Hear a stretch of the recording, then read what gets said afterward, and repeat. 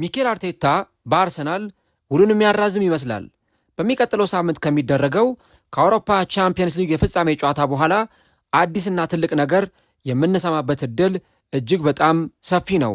አርቴታ በአርሰናል ውሉን ካራዘመ በኋላ በፕሪሚየር ሊጉ ከፍተኛ ደሞዝ የሚከፈለው አሰልጣኝም እንደሚሆን በርካቶች እየዘገቡ ይገኛሉ። አርቴታ በቀጣዮቹ ዓመታት በአርሰናል ምን አይነት ጊዜዎችን ሊያሳልፍ ይችላል? አርቴታ በሚቀጥለው ሲዝንና በቀጣዮቹ ጊዜያት የትኞቹን ተጫዋቾች ወደ ክለቡ ማምጣት ይፈልጋል? በቀጣዮቹ ጊዜያትስ የአርቴታ እቅድ ምንድን ነው? እነዚህንና ሌሎች ጉዳዮችን እስከ ቪዲዮ መጨረሻ ድረስ ከእኛ ጋር አብራችሁ ከቆያችሁ የምንነግራችሁ ይሆናል። ሰላም ጤና ይስጥልን። የተወደዳችሁና የተከበራችሁ ውድ የቻናላችን ተከታታዮች እንዴት ናችሁልን? እግዚአብሔር ይመስገን እኔ በጣም ደህና ነኝ። የምትገኙት አራዳ ሜዳ ኦፊሻል የዩቱብ ገጻችን ላይ ነው። ለቻናሉ አዲስ ከሆናችሁ የዩቱብ ገጹን ሰብስክራይብ በማድረግና የደወል ምልክቷን በመጫን የቻናላችን ቤተሰቦች እንድትሆኑ የአክብሮት ግብዣችን ነው። እንዲሁም ደግሞ ዩቲዩብ ፕሮግራሙን ለበርካታ ተመልካቾች እንዲያደርሰውና ቪዲዮአችንን ቫይራል እንዲያወጣው የእናንተ በብዛት ላይክ ማድረግ እጅግ በጣም ይጠቅመናል። ስለዚህ ሁላችሁም ይህንን ቪዲዮ ስትጀምሩ ላይክ እያደረጋችሁ መጀመራችሁን አስታውሱ። የአራዳ ሜዳ ኮሜንታተር ተስፋ ወርቅ ሉልሰገድ አብሬያችሁ ቆይታ አድርጋለሁ። ፈጣሪ ፈቅዶ ዛሬም ከእናንተ ጋር ተገናኘን። በዚህኛው ፕሮግራማችን ላይ የአርቴታን በቀጣዮቹ ጊዜያት በአርሰናል ስለሚኖረው ቆይታ የምንመለከት ይሆናል ማለት ነው።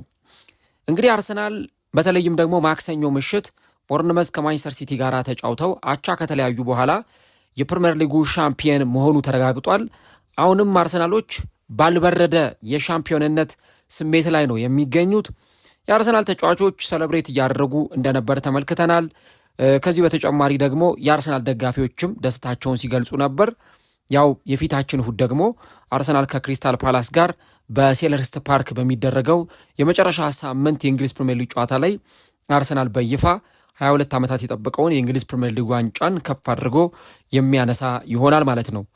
ታዲያ ክለቦች ሁልጊዜም እንደዚህ አይነት ስኬቶችን ካሳኩ በኋላ ስለ ቀጣዩ ጊዜ ደግሞ መመልከታቸው የማይቀር ጉዳይ ነው እና አሁን አርሰናል እንግዲህ ከአርቴታ ጋር አብሮ ይቀጥላል ወይ የሚለው ጥያቄ ያው ለድርድር የሚቀርብም እንኳን ባይሆን፣ ነገር ግን አርሰናል ይህንን አሰልጣኝ ውሉን እንደሚያራዝምለት ነው በርካቶች የተናገሩ የሚገኙት እና አሁን እንደነዘ ጋርዲያን ያሉ የመረጃ ምንጮች እንደዘገቡት ከሆነ አርሰናል በተለይም ለዚህ አሰልጣኝ ከፍተኛ ደሞዝ አቅርቦ ውሉን እንደሚያራዝምለትና ይሄም ደግሞ አሰልጣኙ እጅግ በጣም ከፍተኛ ተከፋይ እንዲሆን የሚያስችለው ደሞዝ አርሰናል እንደሚያቀርብለትም እየወጡ ያሉ ሪፖርቶች ያሳያሉ።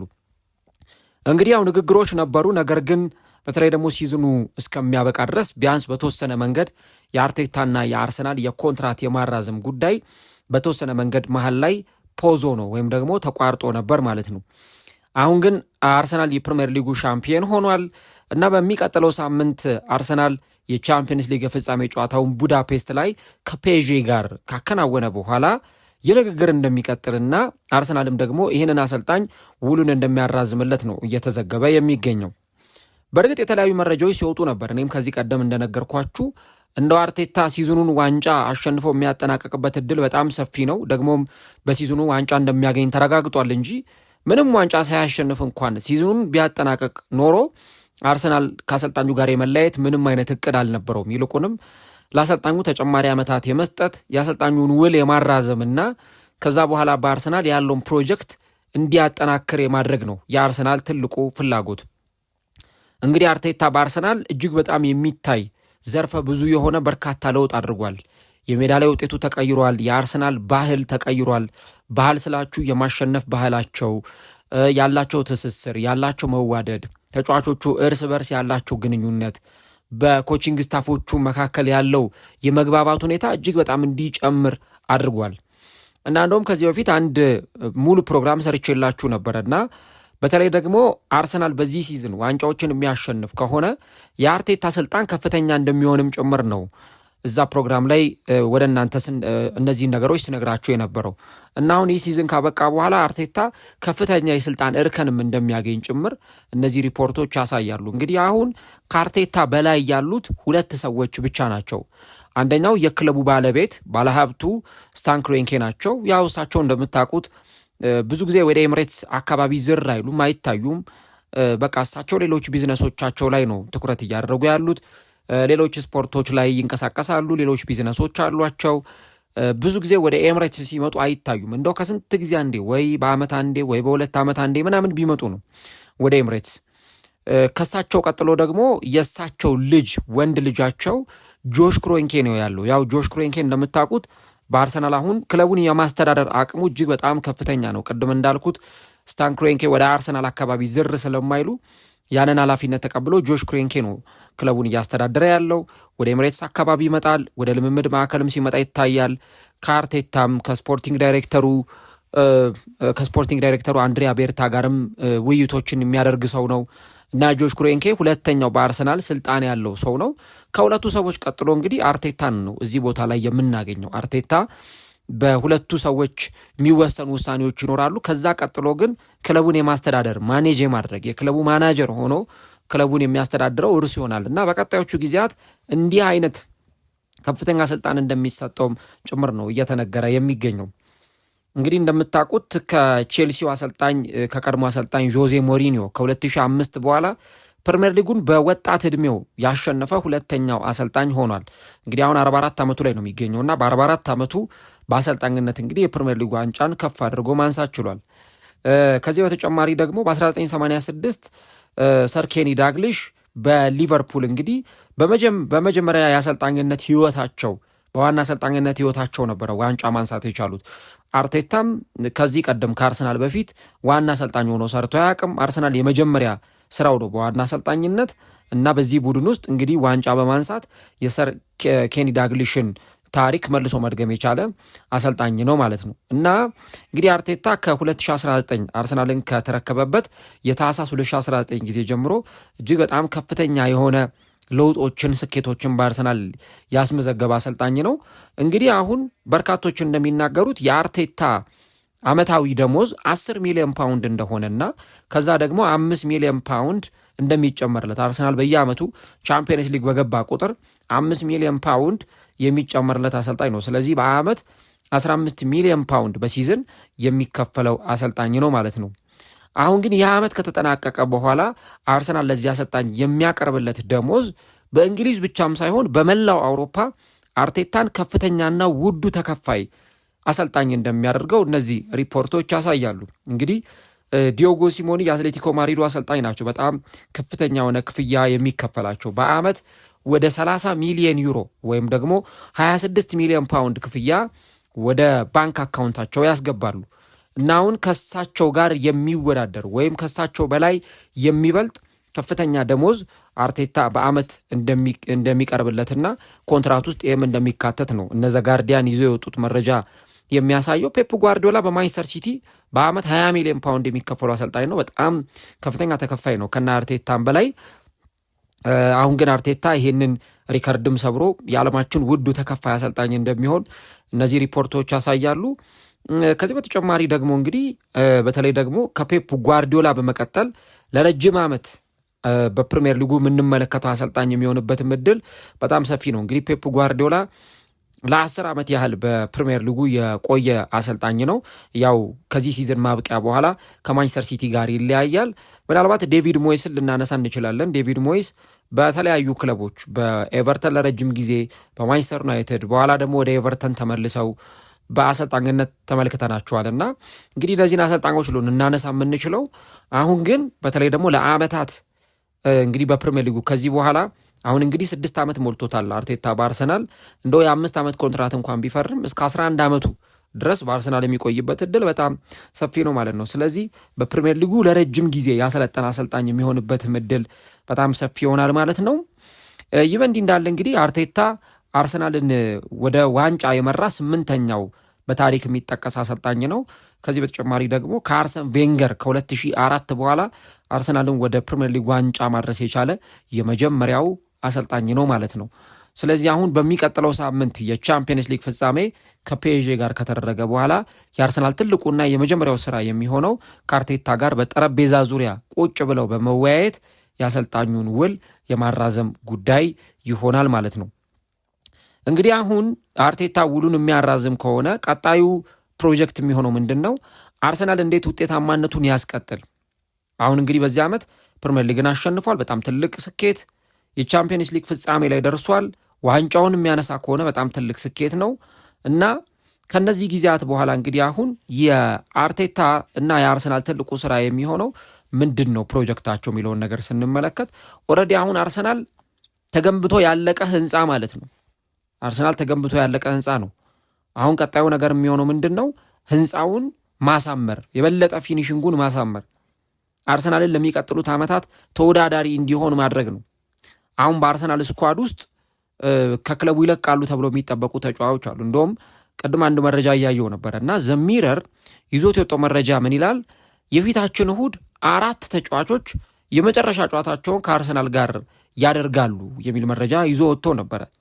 ለምሳሌ ክሪስቲያን ኖርጋርድ ከአርሰናል ጋር የሚለያይበት እድል በጣም ሰፊ ነው። እኔ አርሰናል ለምን እንዳስፈረመው ማላቅም። እንግዲህ ሲያመጡት መሀል ሜዳ ላይ በተለይ ደግሞ የነ ዲክላን ራይስ ተጣዋቂ ተጫዋች ወይም የነ ዙሜንዲ ተጣዋቂ ተጫዋች እንዲሆን ነው የመጣው። ነገር ግን አርቴታም እምነት አሳድሮ ተጫዋቹን የተጠቀመበት አልነበረም። በዚህ ጉዳይ ላይ እኔ ያው ቅሬታዬን ተናግሬያለሁ። አርቴታ ትንሽ ለተጫዋቹ እድል ቢሰጠው ቢያንስ ፕሪሚየር ሊግ ላይ በሆኑ ጨዋታዎች ላይ ቢያንስ እየቀየረ ቢያጫውተው። እንግዲህ 56 ደቂቃ ብቻ ነው ፕሪሚየር ሊጉ ላይ ተሰልፎ የተጫወተው። ለአመታት ልምድ የነበረው ተጫዋች ቢያንስ ዘንድሮንና የሚቀጥለውን ዓመት ለአርሰናል ቢቆይ በጣም ትልቅ አገልግሎት ይሰጣል ብዬ ከማሰባቸው ተጫዋቾች አንዱ ክሪስቲያን ኖርጋርድ ነው እና ግን አሁን ክሪስቲያን ኖርጋርድ የፊታችን እሁድ በሚደረገው የፕሪሚየር ሊግ ጨዋታ ላይ እንግዲህ ምናልባት በቋሚነት ወይ ደግሞ ተቀይሮ በመግባት ጨዋታውን ያከናውናል። ያው ቻምፒየንስ ሊግ ፍጻሜ ላይ አርቴታ ያሰልፈዋል ብዬ አልጠብቅም በቋሚነት። ምናልባት እንደው የሆነ አይነት ነገር ካልገጠመው በስተቀር የሆነ ችግር ካልገጠመው በስተቀረ ኖርጋርድን ይጠቀመዋል ብዬ አልጠብቅም። ስለዚህ የፊታችን እሁድ የመጨረሻ ጨዋታውን ሊያደርግ ይችላል። ኖርጋርድ ከአርሰናል የሚወጣ ተጫዋች ነው። ትሮሳርድም ከአርሰናል ጋር ይለያያል። እንግዲህ ይህ የግራ መስመር የአርሰናል የፊት መስመር ተጫዋች ለአርሰናል ስኬት በጣም ትልቁን ድርሻ የሚወስድ እና የምርም ዲዘርቭ የሚያደርግ ተጫዋች ነው። የፕሪሚየር ሊግ ዋንጫን አሸንፈው መውጣት፣ የቻምፒየንስ ሊግ ዋንጫን አሸንፈው መውጣት ማለት እኔ ለትሮሳርድ በጣም ትልቅ ነገር እንደሆነ ይሰማኛል እና ትሮሳርድም ከአርሰናል ጋር የሚለያይበት እድል እጅግ በጣም ሰፊ ነው የሚሆነው ማለት ነው። ከዚህ በተጨማሪ ሉዊስ ስኬሊን ብሏል ሚረር። እኔ በእርግጥ አላሳመነኝም። ምክንያቱም ስኬሊን የሚያል ትልቅ ታለንት አርሰናል ዝም ብሎ እንዲያው በቀላሉ ይለቀዋል ተብሎ አይጠበቅም። ግን ምናልባት የዚህም ተጫዋች ጉዳይ በቀጣዩ ጊዜ መታየት አለበት።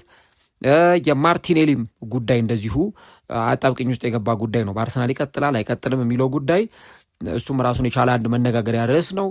ጋብርኤል ሄሱስ ያለምንም ጥርጥር ይሄ ሲዝን ካለቀ በኋላ ከአርሰናል ጋር የሚለያይ ተጫዋች ነው እና ለአርሰናል ላበረከተው አስተዋጽኦ እሱም በሜዳሊያ እና በዋንጫ መሸኘቱ ልክ እንደነ ማርቲኔሊ እንደነ ትሮሳርድ ሁሉ በዋንጫ መሸኘቱ የሚገባው ተጫዋች ነው። ያው ማርቲኔሊን ይሸኛል ብዬ ስለማላስብ ምናልባት አርቴታ የሆኑ አይነት መፍትሄዎችን ሊፈልግለት ይችላል። የጋብርኤል ሄሱስ ግን ግልጽ ነው። አንደኛ ለአርሰናል ከሚሰጠው ጥቅም ይልቅ መጎዳቱ፣ ረጅም ጊዜ ከሜዳ መራቁ፣ በርካታ ጨዋታዎች ላይ አለመሰለፉ ያመዝናል። ኢቨን አቬለብል እንኳን ሲሆን አርቴታ ብዙ ተጫዋቹን ሲመርጠው አይታይም እና ይህም ተጫዋች መልቀቁ አይቀርም። እነዚህን ተጫዋቾች እንመለከታለን። ከዛ ደግሞ አሁን የአርሰናል ተጫዋቾችን ስንመለከት 27 ዓመት 28 ዓመት የሞላቸው በርካታ ተጫዋቾች አሉ። አሁን እነ ዩኬሬስን ብታዩ እነ ዳቪድ ራያን ምናምን ብታዩ አሁን እድሜያቸው ፕራይማቸው ላይ ነው የሚገኙት። ግን ከ3 ከ4 ዓመት በኋላ እድሜያቸው እየጨመረ ሲሄድ ፐርፎርማንሳቸውም እየቀነሰ ይሄዳል። ስለዚህ በወጣት ተጫዋቾች ደግሞ አርሰናልን ማዋቀርና በተለይ ደግሞ ይህንን አሁን ያለውን የአርሰናልን ስኬት የአርሰናል የእንግሊዝ የበላይነት የአውሮፓን ዶሚኔሽን ማስቀጠል ይፈለጋል እና ትልቁ የአርሰናል የቤት ስራ የሚሆነው እሱ ነው ማለት ነው። እንግዲህ ሰኞ ዕለት አርሰናል በርንሌን ካሸነፈ በኋላ ሜዳው ላይ ጆሽ ክሮንኬና አርቴታ ሲነጋገሩ ተመልክተናል። ለደቂቃዎች ሲነጋገሩ ነበር እና በእርግጠኝነት በቀጣይ ምን ልናደርግ እንችላለን የሚለውን ነገር ያው በተወሰነ መንገድ እየተወያዩ የሚኖርበት እድል ነው የሚሆነው። ያው ቢሮ ላይ ቁጭ ብለው መነጋገራቸው አይቀርም። ነገር ግን ይህ በእንዲህ እንዳለ ትልልቅ ዝውውሮችን ለማድረግም ደግሞ ከዚህ በኋላ የአርሰናል ፕሮጀክት ይሆናል። ለምሳሌ በአርሰናል የሚፈለጉ እንደው የተወሰኑ ተጫዋቾችን ብንመለከት ባለፈው ቦርንመዝ ከማንቸስተር ሲቲ ሲጫወቱ ለቦርንመዝ ጎል ያስቆጠረውና አርሰናል ዋንጫ ማሸነፉን እንዲያረጋግጥ ወሳኛውን ጎል ያስቆጠረው ጁኒየር ክሮፒ በአርሰናል ከሚፈለጉ ተጫዋቾች መካከል አንደኛው ነው። እንግዲህ አሁን 80 ሚሊዮን ፓውንድ ነው ለዚህ 19 ዓመት ተጫዋች የሚገባው ወይም ደግሞ ቦርንመዝ 80 ሚሊዮን ፓውንድ ለዚህ ተጫዋች ይጠይቃል የሚሉ መረጃዎች እየወጡ ነው የሚገኙት። ዞሮ ዞሮ ግን ይህ ተጫዋች በጣም ጥሩ አቅም ያለው ተጫዋች ነው። በተለይ ደግሞ የሮቢ ፎለር እና የሮቢ ኪንን በትንሽ ዕድሜ በታዳጊነት ዕድሜ ጎል በማስቆጠር የእነዚህን ተጫዋቾች ሪከርድ የሰበረ ተጫዋች ነው።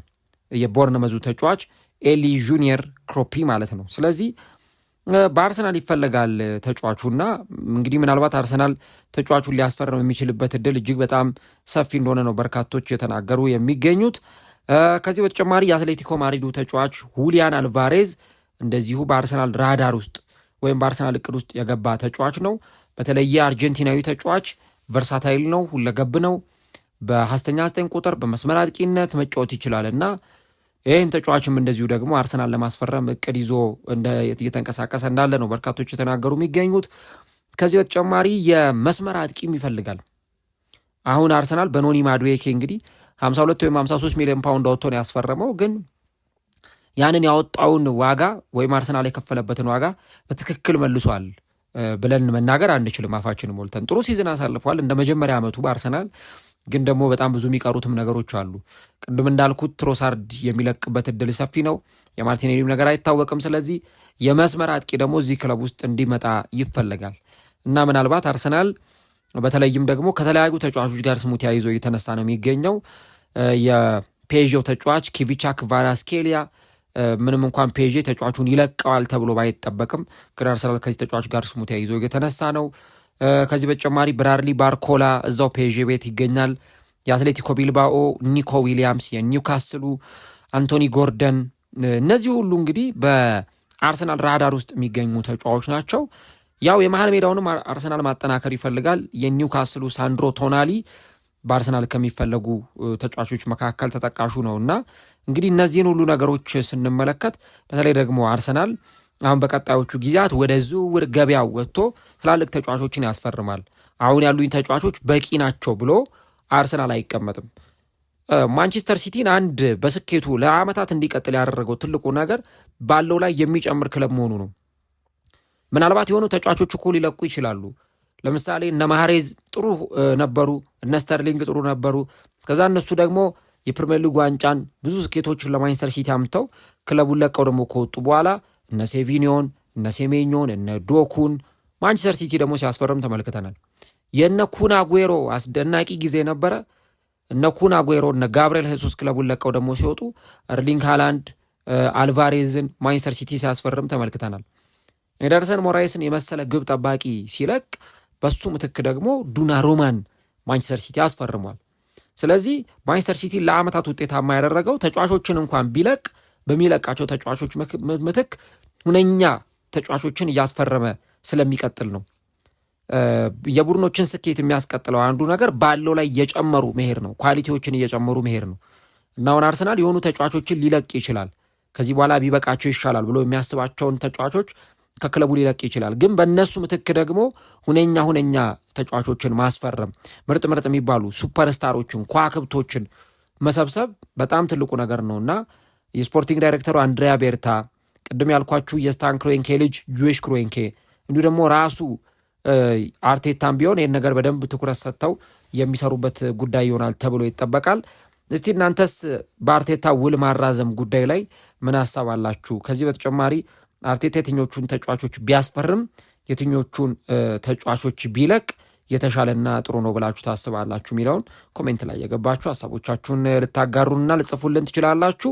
አሁን ግን የአርሰናል ትልቁ የቤት ስራ የሚሆነው እሁድ ዕለት የፕሪሚየር ሊጉን ዋንጫ ከፍ አድርጎ ማንሳት፣ ከዛ ደግሞ በቡዳፔስት ከአንድ ሳምንት በኋላ ፔዥን አሸንፈው የቻምፒየንስ ሊግ ዋንጫን ማሸነፍ ነው።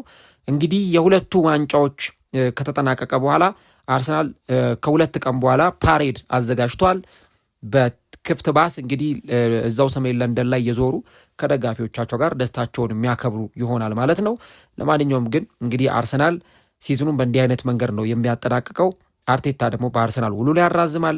እንግዲህ በቀጣይ ደግሞ አርቴታ ሊጉንም ዶሚኔት ያደርጋሉ። እሱን እንግዲህ ቀጣዮቹ ጊዜያት ላይ አብረን የምንመለከተው ጉዳይ ይሆናል ማለት ነው።